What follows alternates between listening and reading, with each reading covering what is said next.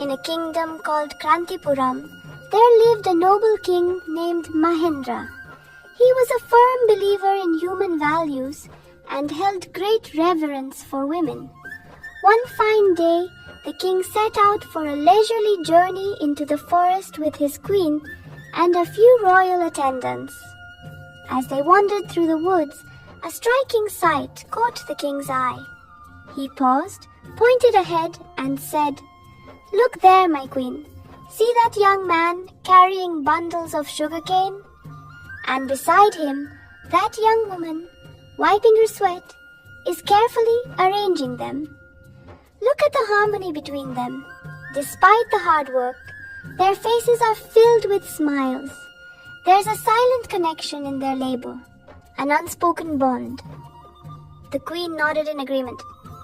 "Indeed, my lord, their mutual understanding, even without words, is truly heartwarming." Moved by the moment, the king ordered his aide, "Ramaya, go and invite that couple here. I wish to speak with them." Shortly, the young man stood before the king with folded hands, humility in his expression, and a slight unease in his eyes, perhaps wondering what he had done to be summoned. The king smiled gently and asked in a soft tone, "Young man, who are you? What is your name? Where do you come from? I saw you working hard in this forest. How do you make a living?" The man gathered courage and replied with calm confidence, "My king, my name is Rangadu. My wife and I live in a nearby village. We survive by cutting sugarcane and selling it. Our needs are few.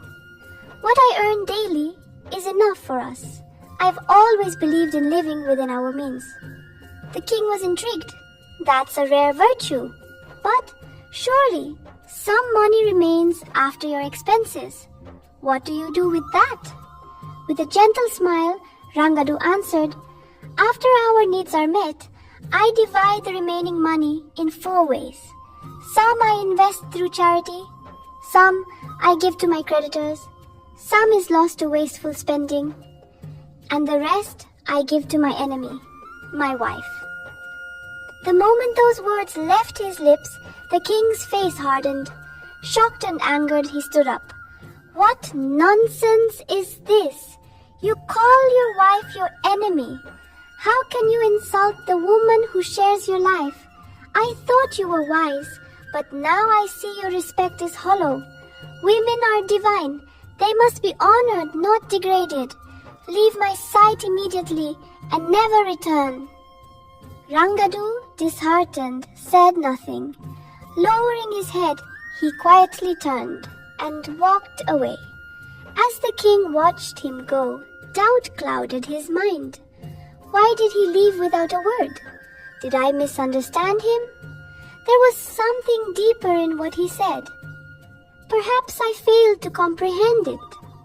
Unable to ignore his thoughts, the king followed Rangadu and found him sitting beneath a tree. "You may not be a scholar, Rangadu," the king said gently, "but your words carry wisdom. I want to understand what you meant, especially when you said you give your leftover money to your enemy, your wife. Please explain." Rangadu's eyes lit up with relief. "My king, thank you for giving me this chance. When I said investment, I meant charity. It may not return interest, but it brings peace of mind. That's my investment for the future. Creditors are my parents. They gave me life, raised me. Whatever I give them is my gratitude. Wasteful spending refers to money we unknowingly waste on luxuries, entertainment, show. It vanishes before we realize it." "And the enemy?" the king asked softly. Rangadu sighed. "My wife, my king, not out of hate, but because she often disregards my trust. She belittles my words before others instead of standing beside me. She becomes the very force I silently endure. That's why I said she is my enemy." The king fell silent. Each word settled heavily on his heart. He finally said, Ranga, I understand your pain, but this is a personal matter. Do not share it with others. If these words reach the public, it will damage your image, and even my kingdom's dignity. You'll have to face consequences if this is ever spoken again. Rangadu respectfully nodded in agreement. That night, sleep evaded King Mahendra. Those 4 words echoed in his mind. Investment, creditors, wasteful spending, enemy. If one man's experience can reveal such meaning, the king thought, perhaps others can learn from it. The next morning he ordered a royal proclamation. To all citizens, if anyone can explain the true meaning behind these 4 words, investment, creditors, wasteful spending, enemy, they shall be rewarded with gold beyond measure as decreed by King Mahendra. The kingdom buzzed. Scholars, priests, astrologers all rushed with their interpretations. Investment is money put into business, some said.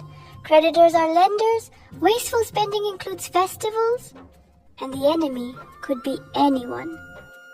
But none of the answers pleased the king. These lack depth.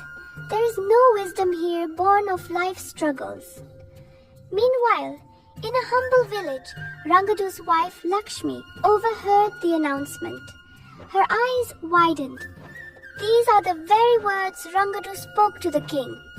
If I go and say them now, I'll receive that gold. That night, when Rangadu returned home, she waited at the doorstep. Ranga, do you remember those 4 words you told the king? I heard he's offering a reward for their meaning. That's true, Rangadu replied calmly. But I was told never to speak of it again. If the king learns I told you, I could be punished. I overheard you, remember? I didn't understand them then, but please explain them to me now. I promise I won't tell anyone. Moved by her persistence, Rangadu agreed, but warned her to keep the secret. He shared the meanings with trust. That night, Lakshmi whispered to herself, now I know everything. Tomorrow, I'll go to the king, tell him all, win the gold, and later, I'll make peace with Rangadu. The next day, she appeared before the king and humbly bowed. Do you know the meaning of those 4 words? The king asked. Yes, my lord, she replied. Investment means charity. It brings peace, not profit. Creditors are our parents. They gave us life, and repaying them is our duty. Wasteful spending is the money spent on unnecessary things that add no value. And the enemy is one's spouse when trust is broken and love is wounded, but not from hatred, my king, only from deep pain. The king was taken aback. Who are you? How do you know all this? My lord, I am the wife of that sugarcane worker you met, Rangadu. These were his words, his wisdom.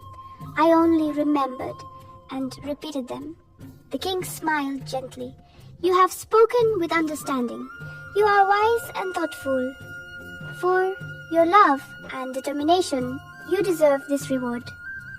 He handed her the gold, yet something still unsettled him. Rangadu had broken his word. Bring Rangadu before me, he ordered. The next day, Rangadu appeared before the king, calm and composed. You disobeyed me. I forbade you from sharing those words. Yet your wife knew. Tell me, what punishment should I give you? But Rangadu, with unwavering confidence, replied, My king, remember what I said? My wife is my enemy. You scolded me then. But now the same wife has won your reward with my words. Tell me, was I wrong when I said she doesn't listen to me? Or was I simply telling a truth life has taught me? The king's heart stirred. Ranga, he said, rising to his feet, you have opened my eyes. Your pain was deeper than your words. You've shown patience, truth, and wisdom. You shall receive double the reward. Your wife earned it for her cleverness, but you earned it for your depth." And so Rangadu and Lakshmi were both honored. That night, before sleeping, a thought stayed with the king. A woman is not an enemy. But when a man cannot understand her heart, even love turns into pain. That day, King Mahendra truly understood the difference between love and justice.